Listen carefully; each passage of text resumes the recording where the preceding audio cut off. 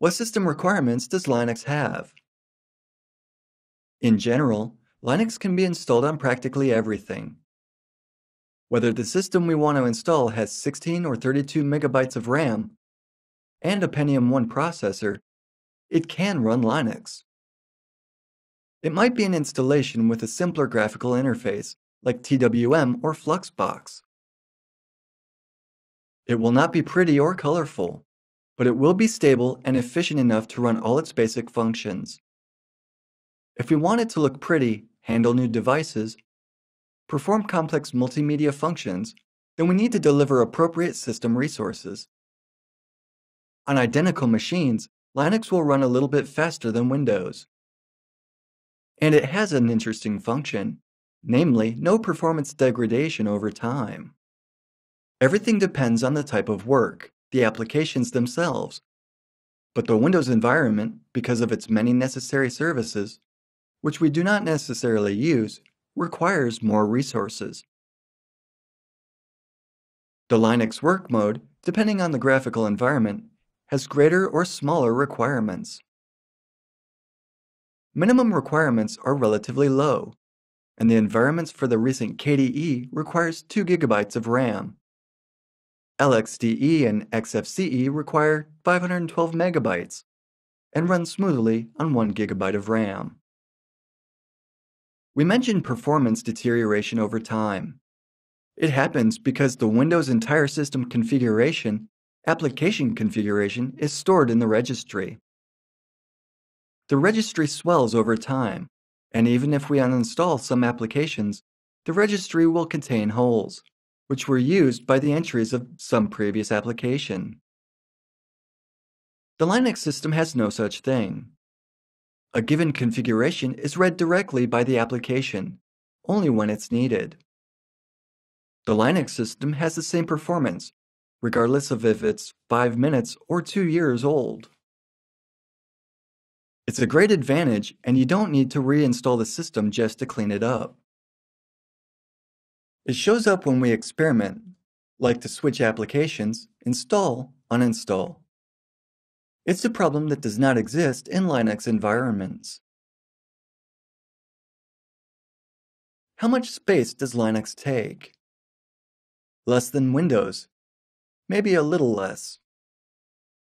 Windows takes up a lot of space because it needs to duplicate its DLL libraries, save configuration files in multiple places. The full Linux, together with most commonly used applications, takes up 8 to 10 gigabytes. Not a lot of space is needed. If you want to install a resource-hungry application, some game of a very advanced graphics pack, we need to allocate additional space for it. Also, the Windows swap file takes up an extra 2 gigabytes of space. The total amount of space is a little less than in Windows' case. Windows 7 takes up about 14 gigabytes, plus 2 or 3 gigabyte swap file. Linux clocks in at half of that. It's not such a great problem nowadays because disk space is cheap these days. It can matter if we want to install an operating system on the newest SSD drives that are relatively small. So in these cases, system disk usage can matter. The Windows system differs from Linux in that in Windows, if the C drive is running out of space, the system will lose stability. Linux does not have that problem.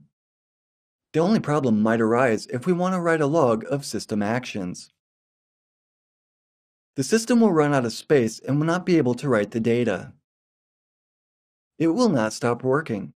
It will simply not be able to complete its task. The system can run with 5 to 10 megabytes of free space to write temporary data on. Unfortunately, the biggest problem are the drivers. The problem originates from a certain lack of involvement from the hardware producer's side as far as Linux compatibility is concerned. Hardware compatibility has to be taken care of by the kernel creators. They did it for most of the hardware. The average hardware you'll find in a computer will be supported instantly.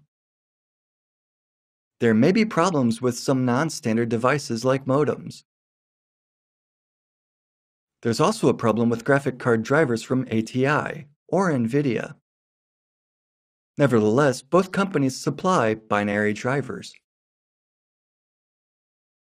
Drivers, unlike in Windows, are certain fragments of the same system kernel. So the drivers created by the community are spread automatically with the system, so there's no need to install them.